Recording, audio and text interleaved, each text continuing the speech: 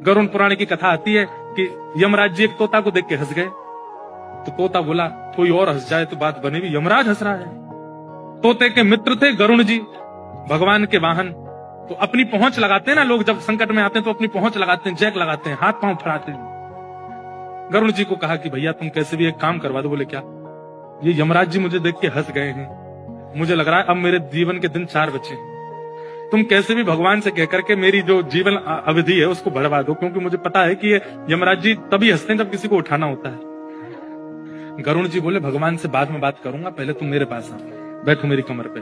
गरुड़ जी उड़ा करके उनको 7 समुद्र पार एक गुफा में ले गए और वहां भीतर ले जाकर के छोड़ दिया। बोले यहाँ रहो, यहाँ कोई नहीं आएगा, और ये 2-4-10 दिन यहीं बैठे रहना, सब ठीक हो जाएगा अपने आप। और मैं जाके भगवान, मैं यमराज जी से बात करता हूँ, भगवान को छोटे काम के लिए क्यों बोलना, मेरी पहुंच तो सब जगह है। मैं भी रसातल में जाके यमराज जी से कहता हूँ तुझको नहीं लेके जाएंगे, ठीक है?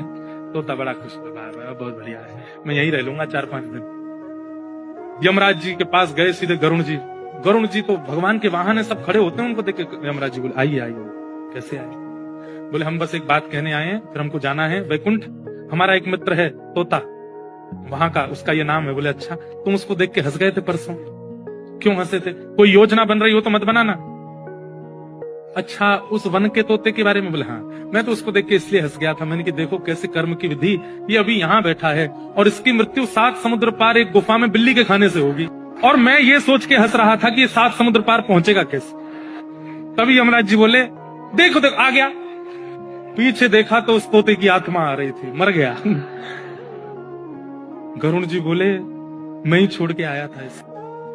आप कौन से जन्म का अब भोग रहे हो आपको नहीं पता है भैया, वो नहीं टल सकती है।